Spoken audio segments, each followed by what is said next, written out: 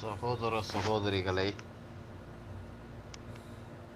பெற்றவர்களை புறக்கணிக்காதீர்கள்.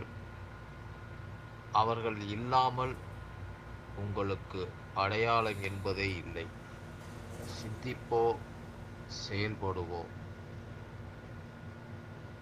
மனைவி இறக்கும்போது அவருக்கு வயது 45 இருக்கும்.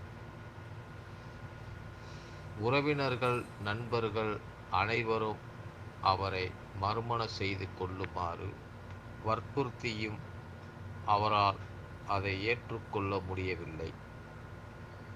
என் மனைவி அவள் நினைவாக எனக்கு ஒரு மகனை விட்டு சென்றிருக்கிறார். அவனை வளர்த்து ஆளாக்குவது ஒன்றே இனி என் வேலை. அவன் சந்தோஷத்தில் அகமகிழ்ந்து அவன் வெற்றியில் நான் திளைத்திருப்பது எனக்கு போதும். அவனுக்காக வாழப்போகிறேன். இன்னொரு துணை எனக்கு தேவையில்லை என்று சொல்லிவிட்டார். வருடங்கள் உருண்டோடியது. மகன் வளர்ந்து பெரியவனானதும் தன் வீட்டையும் வியாபாரத்தையும் மகனிடம் எழுதி கொடுத்துவிட்டு ஓய்வு பெற்றார். மகனுக்கு திருமணமும் செய்து வைத்து அவர்களுடனேயே தங்கியும் விட்டார். ஒரு வருடம் போனது. ஒரு நாள் வழக்கத்துக்கு மாறாக கொஞ்சம் சீக்கிரமாக காலை உணவு உண்ண மருமகளிடம் ரொட்டியில் தடவ வெண்ணெய் தருமாறு கேட்டார். மருமகளோ வெண்ணெய் தீர்ந்து விட்டது என்று சொல்லிவிட்டார்.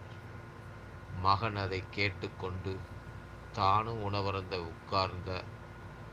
தகப்பன் வெறு ரொட்டி துண்டை உண்டு விட்டு நகர்ந்தார். மகன் உணவருந்தும்போது மேஜையில் வெண்ணெய் கொண்டு வந்து வைத்தாள் மனைவி. ஒன்றும் பேசாமல் மகன் தன் வியாபாரத்துக்கு புறப்பட்டான். அந்த வெண்ணெயை பற்றிய சிந்தனையே அந்த நாள் முழுவதும் அவன் எண்ணத்தில் ஓடிக்கொண்டு இருந்தது. மறுநாள் காலையில் தன் தகப்பனை அழைத்தான். அப்பா, வாருங்கள், நாம் வக்கீலை பார்த்துவிட்டு வருவோம் என்றார். ஏன், எதற்காக என்று தகப்பன் கேட்க, நானும் என் மனைவி வாடகை வீட்டுக்கு குடி போகிறோம். என் பெயரில்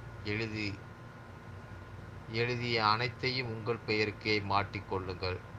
இந்த வியாபாரத்திலும் இனி நான் உரிமை கொண்டாட மாட்டேன். மாதம் சம்பளம் வாங்க சராசரி தொழிலாளியாக இருந்துவிட்டு போகிறேன் என்றான். ஏன் இந்த திடீர் முடிவு?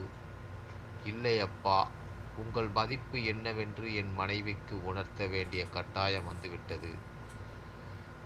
சாதாரண வெண்ணெய்க்காக நீங்கள் கையேந்து நிலை வரக்கூடாது.